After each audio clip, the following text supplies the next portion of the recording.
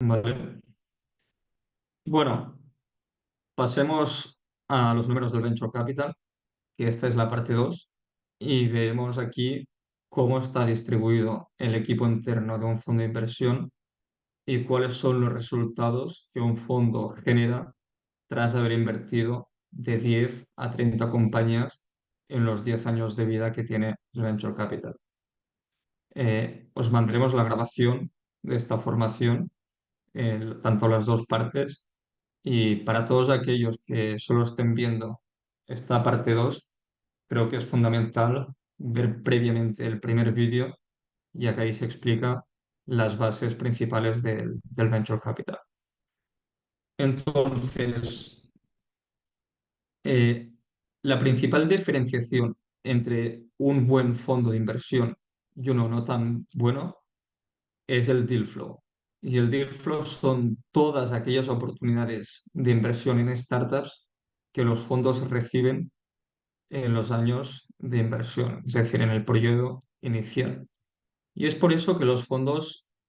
ponen muchos esfuerzos en marketing, en asistir en eventos, en crear sus propios podcasts y newsletters, ya que de esta manera los emprendedores pues están interesados en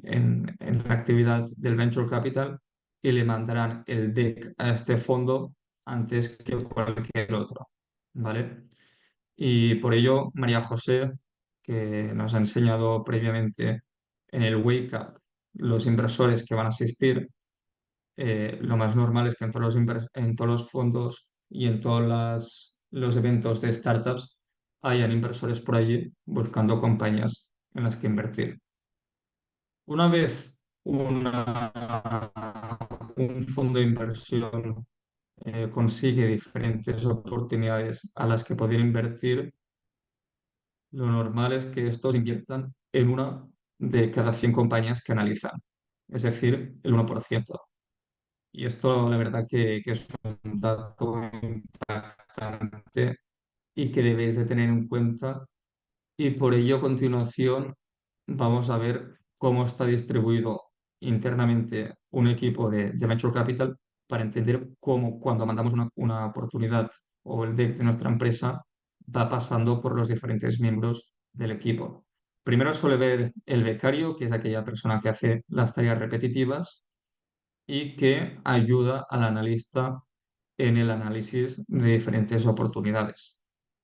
El analista hace la misma función que el asociado, la única diferenciación es que la persona que se conoce o se denomina como asociado dentro de un fondo de inversión es un analista que tiene más de 3 o 4 años de experiencia en el venture capital.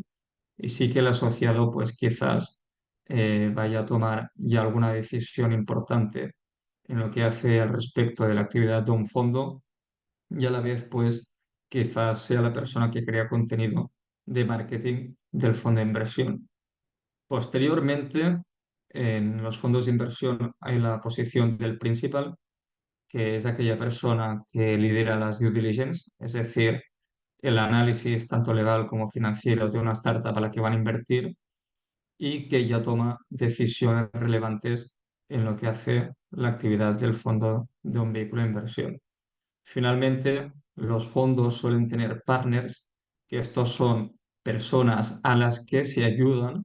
para poder profundizar mejor en el análisis de una oportunidad. Por ejemplo, pues como la mayoría de fondos tienen a personas internas con conocimientos en finanzas, sí que suelen tener partners que tengan conocimientos más profundos en tecnología o en sectores especializados. Y de esta forma, cuando les llegue un proyecto muy tecnológico, pues pueda el fondo de inversión conocer mejor cuáles son los puntos débiles y los puntos favorables según el apoyo que vayan a tener con este partner. Posteriormente, como hemos indicado anteriormente, los fondos son controlados por los general partners que en muchas ocasiones el general partner no conocerá y no sabrá nada sobre tu compañía hasta que no te encuentres en las fases finales del proceso de inversión que veremos más adelante. Y esto es un error clave que ahora comentaré. Y finalmente, quienes mandan y quien hace posible la vida de un venture capital son los limited partners, que como os he indicado, son los inversores que hay detrás de un fondo de inversión. Como, como dato relevante de los equipos de los venture capitals, primero es que el nombre de la posición, ya sea principal o asociado, suele ser determinado de forma diferente según los diferentes fondos. Es decir, quizás para un fondo de inversión alguien tiene el nombre de principal y lo veréis en LinkedIn y esa misma función que establece esta persona, que su nombre es atribuido como principal, en otros fondos es atribuido como analista. Así que tampoco os debéis de fiar mucho según el apodo y la tarjetita o el nombre que aparezca de un empleado en su LinkedIn. Y que además, algo curioso, es que en los venture capital suelen haber más perfiles con experiencia, es decir, en las posiciones de principal y asociados, que de analistas o becarios. En las posiciones de analistas o becarios suelen haber menos miembros que en las posiciones de arriba. Esto a diferencia pues, de muchas compañías o startups que suele ser diferente. Entonces, ¿cómo distribuye su tiempo el Venture Capital? Y así podréis ver de qué manera en los 10 años de vida de un fondo estos suelen emplear su tiempo, que también dependerá en el año de vida que se encuentre el fondo, ya sea en el periodo de inversión o de desinversión. Pero principalmente suelen dedicarlo a investigar y detectar oportunidades de inversión y posteriormente al portfolio management. Portfolio management hace referencia a la gestión activa de todas aquellas inversiones que haya realizado el fondo, pues de asegurarse de que puedan crecer de la forma sostenible y que puedan seguir levantando capital en siguientes rondas. Es allí donde el fondo de inversión se implica en la búsqueda de nuevos inversores, en la creación de la documentación, el investor deck y diferentes partes de todo el proceso de trabajo. Además, como podéis ver, el sourcing, que es la búsqueda de oportunidades, es un 30% del tiempo,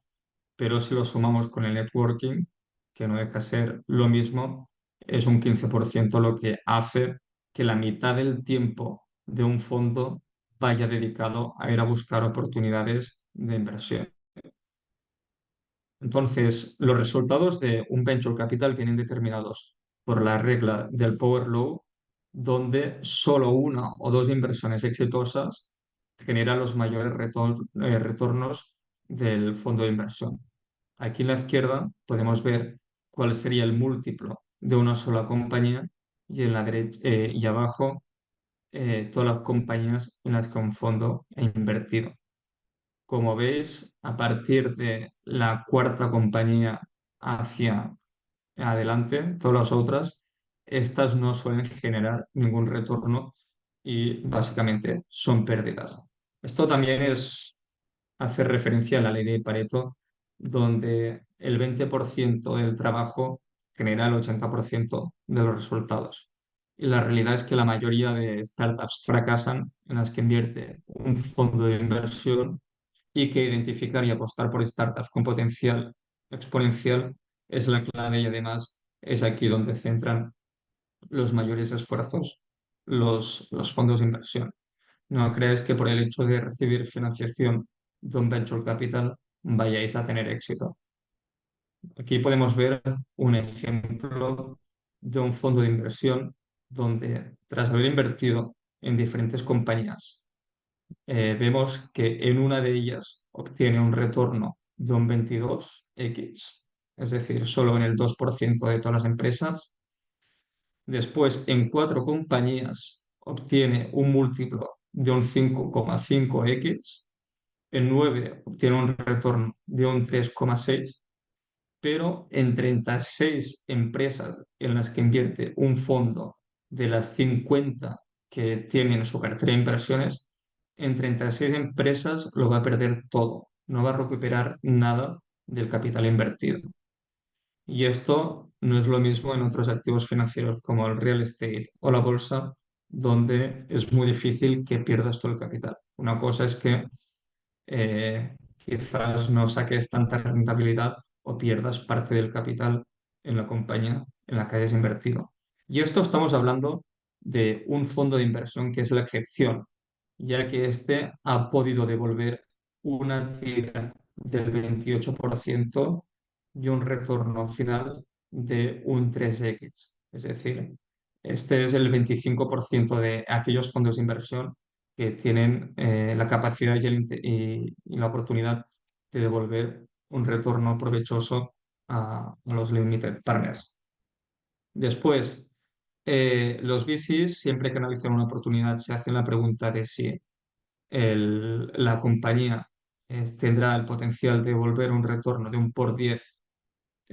al fondo de inversión. Y han habido casos donde algunos fondos como Kibo Ventures han vendido el total de su portafolio, es decir, toda su cartera de inversiones a otro fondo a través de un múltiplo establecido. Por ejemplo, el fondo de Kibo Ventures, si su fondo número uno tenía un tamaño de 100 millones de inversiones, lo vendió a otro inversor por una cantidad de 300 millones, haciendo un por tres de éxito en la actividad del fondo.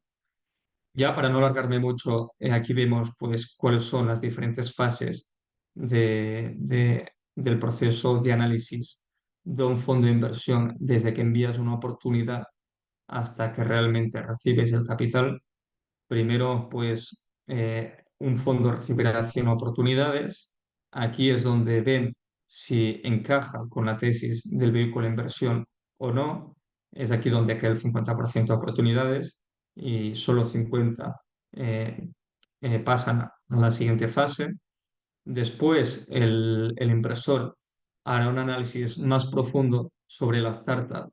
y solo pasarán 28 proyectos en la siguiente fase. Aquí lo que se hace es un análisis de mercado, de competencia y de ver si realmente esta compañía podría tener o no el potencial de crecer.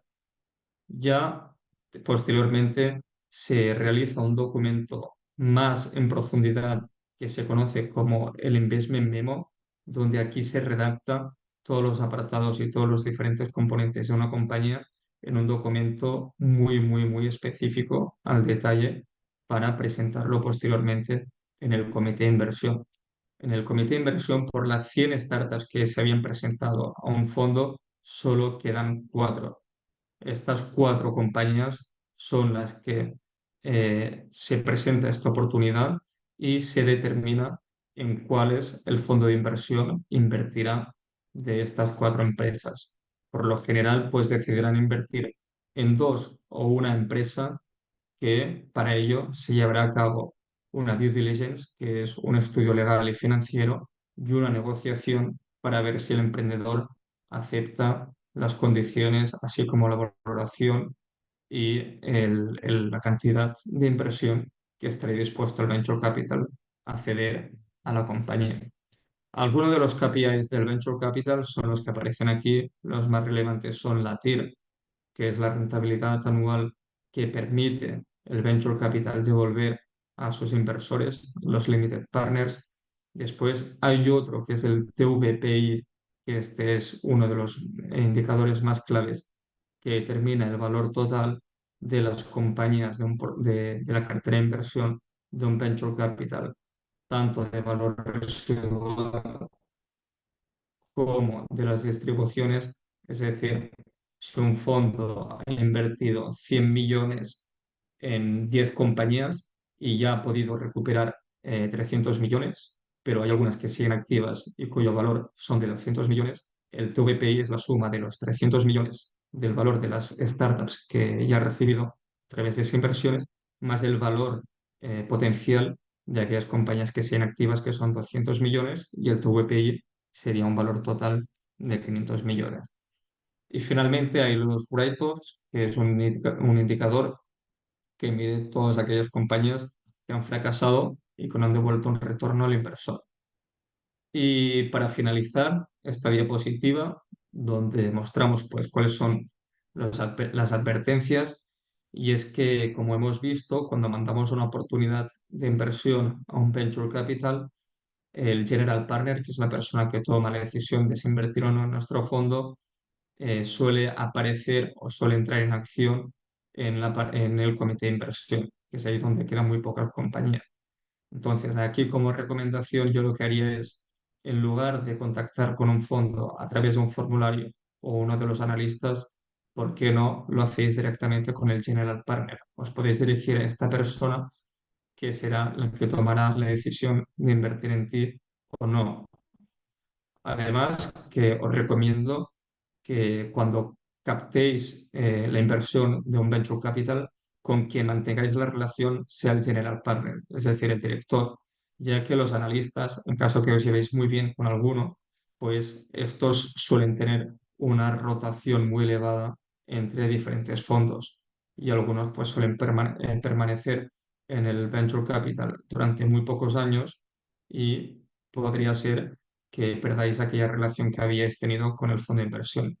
Debéis de saber pues, las cláusulas que ponen los venture capitals, ya que estos dominan las reglas de juego de lo que es la inversión en startup. Después que podríais creer que un venture capital vaya a invertir en vosotros, pero que no sea así, debido a que ve alguna red flag o ha visto algún proyecto que es más interesante que el vuestro, y por mucho que recibáis el interés de un inversor, eso no significa que estén interesados en invertir en ti. Y después, que no os creáis que el venture capital que tiene pues el potencial de ayudaros tanto estratégicamente como a conseguir más rondas de financiación, estos lo vayan a hacer, ya que dedicarán sus recursos en aquellas compañías que realmente estén creciendo de forma más rápida. Así que estas son algunas advertencias que debéis de conocer y esto ha sido todo, ya que veo que nos hemos alargado y ya son las 10:40, pero como diapositiva final mostramos cuáles son las ventajas y desventajas de levantar capital a través de un venture capital u otros inversores. Las ventajas de otros inversores, ya para empezar con estos, es que muy probablemente eh, vayas a diluirte menos, ya que no van a negociar tanto la valoración, estos no te van a exigir crecer de forma tan rápida, pero como puntos negativos, quizás no te vayan ayudar tanto, ofrecer tantos recursos en seguir levantando capital como hace un venture capital y que no tienen la capacidad de invertir grandes cantidades como hace un fondo de venture capital, que esta es una de sus ventajas de los fondos de inversión, más allá de sus redes de contacto, pero como puntos negativos conocen muy bien las reglas de juego y te exigirán aceptar algunas cláusulas que podrían poner el futuro de tu compañía en un compromiso y te van a presionar para escalar más rápido y generar un futuro retorno que sea elevado de tu compañía. Esto ha sido todo.